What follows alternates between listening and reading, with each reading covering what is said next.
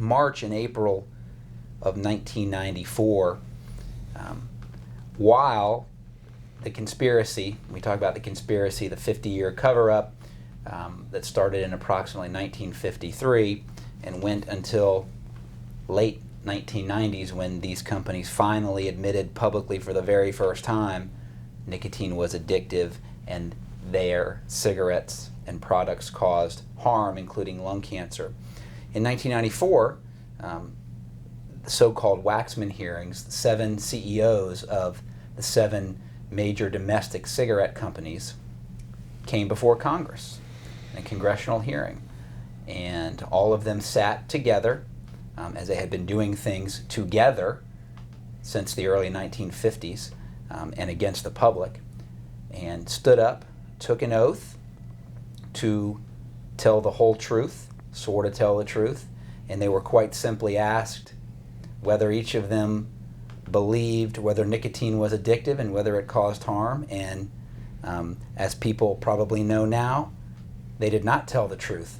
Although what you can find by searching literally millions of pages of now public documents is that, of course, these companies knew that nicotine was addictive for many years before 1994, and they knew that their products caused serious disease and death, and they knew this many years before 1994. Yet, none of that mattered. All that matters was concealing that fact from the public, including the most audacious step of taking an oath, standing up before Congress, and lying to Congress and the public about that.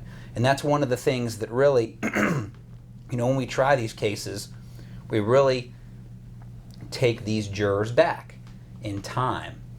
Some of them, though, may recall these 1994 congressional hearings, and it really is, I don't know, there's a word to describe it when you actually see and think about the concept of taking an oath before Congress together and all saying the same thing when for years their internal documents revealed that they were absolutely lying. Let me begin my questioning on the matter of whether or not nicotine is addictive. Let me ask you first, and I'd like to just go down the row, whether each of you believes that nicotine is not addictive. I heard virtually all of you touch on it, and just yes or no. Do you believe nicotine is not addictive? I believe nicotine is not addictive, yes. Mr. Johnston.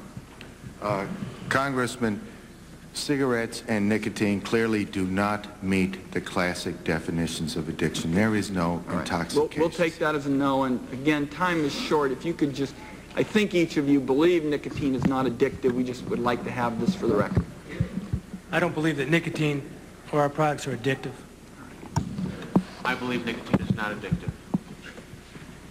I believe that nicotine is not addictive.